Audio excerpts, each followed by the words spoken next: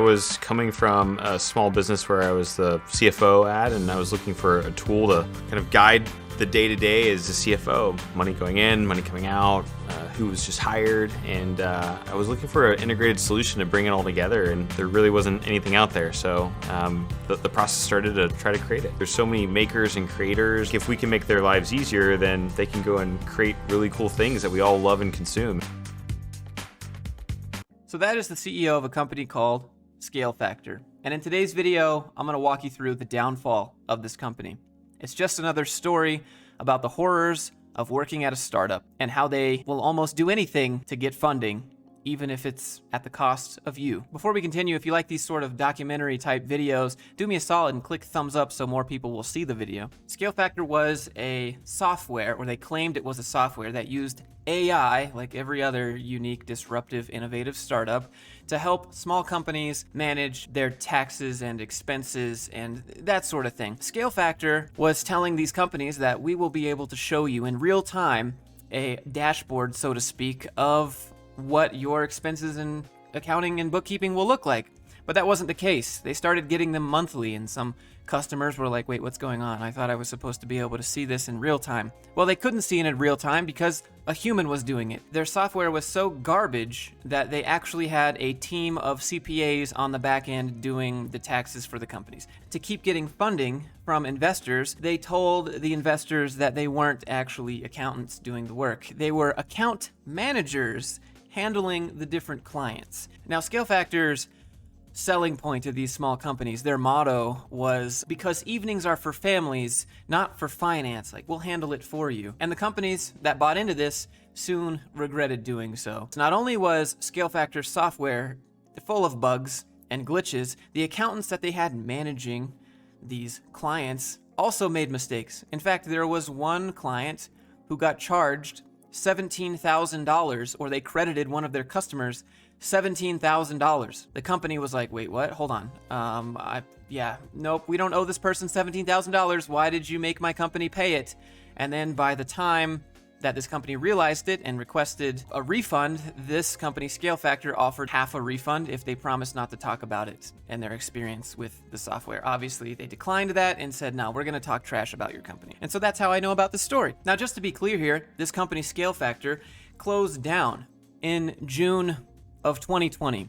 But what's funny here is that if you go to sites like Glassdoor and Indeed, you can see that there are 5-star reviews of this company talking about how it's headed in the right direction. Now, Glassdoor has, I guess, removed this company. I can't find anything on there, but the person who initially told me about this company attached some screenshots of Glassdoor reviews, and they're very sketch. They're from 2021. This company doesn't even exist anymore. On Indeed here, you can see that there's a 5-star review for fantastic company culture, 10/10 for culture and office environment. I don't know how they do it, but it's one of the best office environments I've ever worked in. Love to be there. They spell there wrong, and it says they're a remote employee. Also, this is January 27th, 2021. Led by visionary leadership, December 5th, 2020. That's after the CEO made an announcement that this company is going to be ceasing a majority of operations. Let me show you that. Here's the Scalefactor website. It still exists for some reason. If you go to the top, it says an important update from our CEO. Today has been a difficult day. We believed it would never come otherwise. Why would we dare challenge the status quo? Blah, blah, blah. Talks about how they wanted to be innovative and disruptive. Today, we announced that Scalefactor is suspending a majority of its operations on August 28th. These reviews are way past August 28th, 2020. Are these bot? Are these fake reviews? Why would a company want to do this? I mean, this one's obviously fake. Current employee, remote, in an office. How? If you're remote, you're not in an office. I'm going to tell you a story about how they motivated their salespeople to close sales so that they could incentivize investors to give them another series of funding. They held a company meeting, and at this meeting, they told the salespeople, we're going to give everyone a really awesome bonus if you can close X amount of sales by this date. So what they did was they started closing clients, but not making them pay. They got one client that closed in June, but their first bill wasn't due until October. So they could tell investors, look, we closed a client. This is what the contract was for, X amount of dollars. They even went as far as to close clients without even getting billing information to charge them. Sign on the dotted line and say, yeah, we want to work with you. We'll use your service. They never even got the info of how to charge the company. But they could count that deal as closed, and they could tell the investors, hey, look, we closed another one. And then one of the investors was doing their due diligence of the company, and they discovered all of this. And they were like, wait, hold on. Not only are some of these deals not even real, you're also now not going to give any of the employees the bonuses that you promised them. And they did get another round of funding, which makes this even worse. But again, back to the fake reviews here. With each passing year, our product is being fine-tuned and perfected to meet the needs of the client base. Like, that's not true at all, because you had accountants instead of the product that you were selling to your clients. There have been periods in the company where we worked relentlessly and other periods where management has learned to back off. It's important to remember that Scalefactor is still dipping its toes into untested waters, so it's only natural that mistakes will be made during that journey.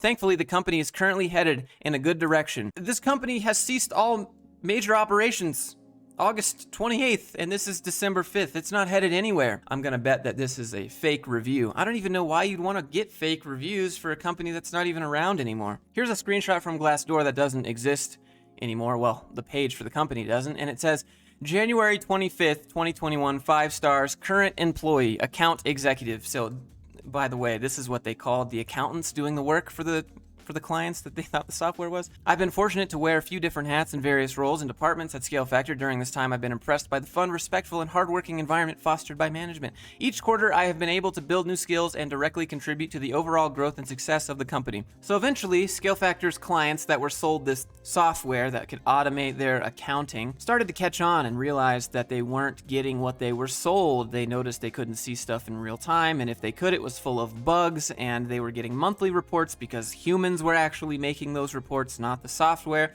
and they started asking for refunds and cancellations of their contract. And so the executive team started holding these meetings called churn meetings, which is, the company churn rate, how many people are not using their services anymore, the overall outflow of the company. And the churn rate is something that investors don't like to see. They don't like to see the companies that they've given money start losing money. At these churn rate meetings, they would prioritize some companies over other companies in whom they would choose to cancel. So the companies that were like, hey, if you don't cancel our contract and give us a refund, we're going to go complain on social media. Scalefactor was like, okay, you got it, canceled, you're good to go. But the other companies who didn't say that, they would just kind of delay as long as possible so that they didn't have to show the investors how much money they were losing. And eventually, they just basically set a limit on how many customers they would stop refunding, stop canceling contracts for at least every week, just so that they could hold on to as much money as possible. And not only were they not delivering on the product's promises to the customers, as they were losing money, they doubled the customers who didn't cancel the contract, they doubled the fee. For example, there was one couple called Robert and Cornelia. They were told that their contract was going to jump from $500 a month to $1,700 a month, obviously, because, they needed to make up for all the clients that were leaving the company. Now, I have accountants that help me with my taxes every year, and they cost $260 a month, not $1,700 a month. Now, what's funny about this company is that they have some YouTube videos where they act like actual experts in this field, like how to structure and scale your business for success with Scalefactor founders. Meanwhile, they don't even have a product that's doing what they say it does. They're using accountants. This is an hour-long video that 224 people have viewed from people that don't know what they're talking about. It's interesting the way that startup CEOs put themselves on a pedestal and start suddenly giving other people advice when they themselves are struggling to get funding or are doing things that aren't particularly great. Real-time examples, our ability to let a customer know that maybe next week they're going to have a hard time making their payroll, and providing them some solutions for that is very, very valuable. And so it's the mix of great product with the right alert at the right time. That's all powered by that data. And there's just... It's not powered by that data, Kurt. It's powered by the accountants that you've actually hired.